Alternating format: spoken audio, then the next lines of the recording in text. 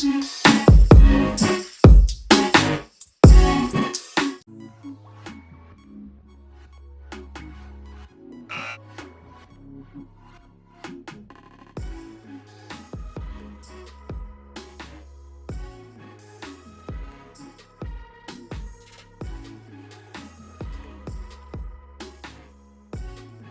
speaking of the water, there are a couple of different uses that you can use with the Rose of Jericho water. You can let it completely evaporate, or if you like, if you're watering it during a prosperity ritual, you can leave it for a day or so and then use the water for a protection or prosperity spray. All you need to do is add a little bit of vodka or maybe some alcohol for preservation, and you can use that as a spray.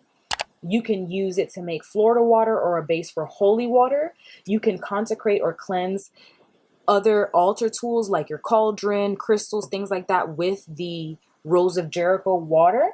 You can add it in spiritual baths for that resurrection, transmutation, rising from the ashes, prosperity, protection, power. Now, as you can see, this is a bigger Rose of Jericho, so it's going to take a little bit longer to absorb the water, but I'm hopefully trying to give y'all a little time lapse. That way you can see the whole thing open up. So we'll get into that, but as we go through the tips, you can watch it open up. If it opens up, like I said, it is a pretty large Rose of Jericho for the size. You can see this is another size for comparison. This is a pretty large one, so it's going to take its time. But the biggest thing is don't rush. I'm not forcing it for the video. I mean, it is what it is. This is something that provides that added protection and prosperity while you're not thinking about it. So a lot of you are busy, witches are doing this, doing that, or you're new to this whole thing. You don't exactly know what to do or what not to do. So what I love about the Rose of Jericho is it's pretty simple to take care of, to be honest with you. It's really about watching it. It's pretty hard to kill. I'm someone that I don't claim to have a green thumb, but as long as you don't overwater it too quickly, you're pretty much good. So like I said, start with just the roots and then get higher and higher as it dries up, as it gets used to absorbing the water, opening up, closing back up, and things like that. Let it get lubricated. Let the leaves get water out to the end of it, then dry up and get used to moving before you're asking for all of these things, rushing to get all of these things from the Rose of Jericho. Let's get into rituals for the Rose of Jericho. For this ritual, I'm going to be referring to, this is one of the most popular rituals for the Rose of Jericho. I'm going to be referring to Jambalaya by Louisa Tish. Jambalaya is a highly recommended book for those of y'all that are new to this. So many of y'all hit me up and like, I'm new to this. I'm new to African spirituality. I'm new to spell work. I'm new to this. I'm new to that. What do I do? What do I read? I need a book list. This would be the first thing that I would tell you to read. This is not a book review or anything like that, and maybe I'll do that later, but Louisa Tish goes really in depth into a wide range of topics within African spirituality and just gives you a little flavor for everything. That's what a lot of people like about it, okay? So if you have Jambalaya, you already know what I'm talking about. If you don't, go and get it. But on page 35, there's a ritual about pouring money that involves a Rose of Jericho. So it says it's to be done with an even number of people. I've done this by myself before. So basically, I'm going to go over how Louisa Tish lays out how to do this ritual with the Rose of Jericho with a quick edit, because like I said, a lot of you follow this ritual but then are seeing mold on your Rose of Jericho, and I'm gonna tell you why. Okay, so it says pouring money to be done by an even number of people. Ingredients: you're gonna need a strong desire to attract abundance, change from your pockets, 2 bowls of water, a green candle, a symbol of wealth. She put the example Ace of Pentacles card or a prosperity bill, so you can put some type of bill on there. I was looking for the card. You can put like the star card if you want. You can put one of earth. In this deck is the Ace of Pentacles. You can put the 10 of earth, the 10 of Pentacles. If you're into your tarot or you have a deck that you can add that. If you don't have that, you can put some type of bill. I also have some pyrite here, which is fool's gold, which is good for attracting prosperity. We have some green aventurine, which is good for the same. We have some more green aventurine. I'm a crystal girl. And where's the jade? Where's the jade? And we have some jade. So green crystals are really great for attracting money. I really love pyrite as an attractive crystal. So you can also use these in your ritual. And I kind of like using these more because they bring in the natural element, the natural earth element. Keeps it cute. So we have these on the side. And we usually sell crystals. Sometimes we sell crystals on the Hood Botanica, but we have a sister crystal store called Nefer Phoenix that you can follow us on Instagram. The reboot is coming this year where we're going to be doing our crystal teas and getting into crystal therapy and all of that type of stuff. Shameless plug. But the Hood Botanica does have a sister store where we get into the crystals. We fell off because of the success of the Hood Botanica, but we're going to get back into that balance because Nefer Phoenix is all about self-care and self-love. So we want to implement more of that through crystal therapy and all that. But anyway, you can use your money crystals or attracting crystals as your symbol of wealth. You're going to need a chant for wealth, which there's going to be an example of it in here. And then you're going to need your Rose of Jericho. So it says, if you're alone, I just kind of maybe make a circle, cast a circle around you with some cascarilla or eggshell powder. If you're into casting a salt circle, some people cast circles before their ritual, some people don't. It's up to you, but if you're by yourself, then you by yourself. So it says stand or sit in a circle, place your wealth symbol under, before, or beside your green candle. Okay, and light it. Then it says put all the change or coins from your pockets into one bowl and fill the bowl with water. So this is where I create the edit, because a lot of you have been talking to me on Twitter about mold in your Rose of Jericho, and I think it's because of the coins. The coins are, honestly, they're dirty. They've passed through many hands.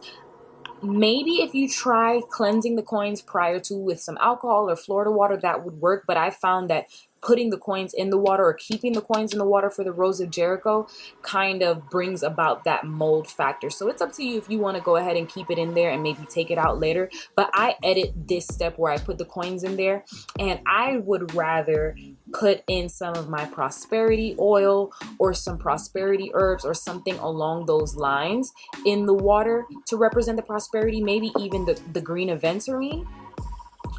And I'm not really sure right off the top of my head if it's water soluble or not, but maybe the prosperity crystal in there. That way the crystal is a lot more natural than the coin, but that's just my edit. You can do what you want to do. So it says put all the change coins from your pockets into one bowl and fill the bowl with water. Pour the bowl of money and water into the empty bowl held by your sister on the right while reciting the chant for wealth.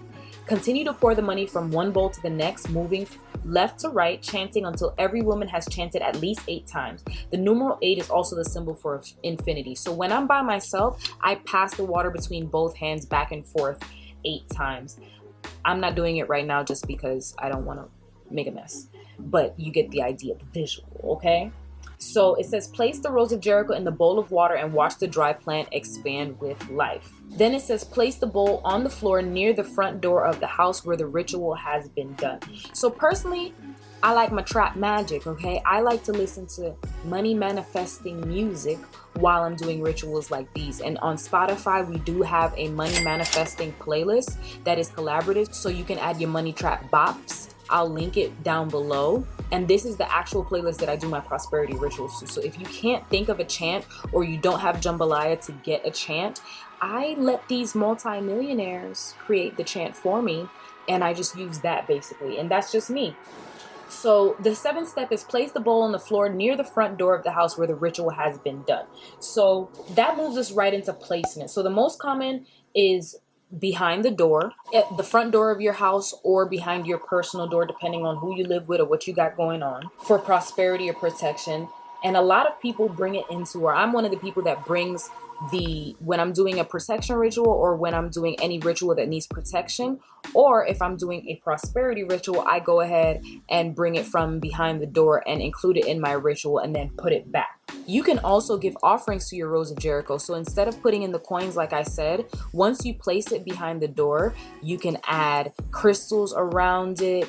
You can add things like, I just have some like rose petals here. And whether I'm doing a protection ritual or a prosperity ritual, I always add in roses because I want to attract loving clients that love my work, that love me, that send me love. And roses are good for attraction, friendship, that type of thing. So roses are one of the most common herbs that I add into different spell works, and I'm probably going to do a video on my like top 5 herbs for use. But either way, roses are one of the most common herbs that I add to different things, and I like adding rose to the Rose of Jericho because I don't know if it's the same species and all of that, but here we are. So this is a nice little offering, cute little offering that you can give to your Rose of Jericho to bring in more sweetness, something that's a little bit more natural, you know what I'm saying, instead of these coins that are kind of dirty. So no disrespect to Yeye Tish at all, but I've just been finding that a lot of you have been encountering some mold. So I do things like offer up rose petals, incense smoke. I literally sing to my Rose of Jericho. Not kidding. Putting frankincense and myrrh around the Rose of Jericho. And sometimes even before I go to sleep, like I usually grab a glass of water before I go to sleep. And right before I get into bed, I just give the Rose of Jericho a little bit of my water as a way of sharing, as a way of acknowledging the presence. So I hope this video helped. I hope this answered a lot of your questions about care and usage for Rose of Jericho. I'm going to go ahead and let this absorb the water, let it open up for y'all so y'all can see what it looks like all pretty and opened up. Make sure you follow us on Instagram and Twitter. Like, comment, and subscribe. Any questions you have about Rose of Jericho or any of the uses, like I said, adding things like roses can add in that love spell and attraction element.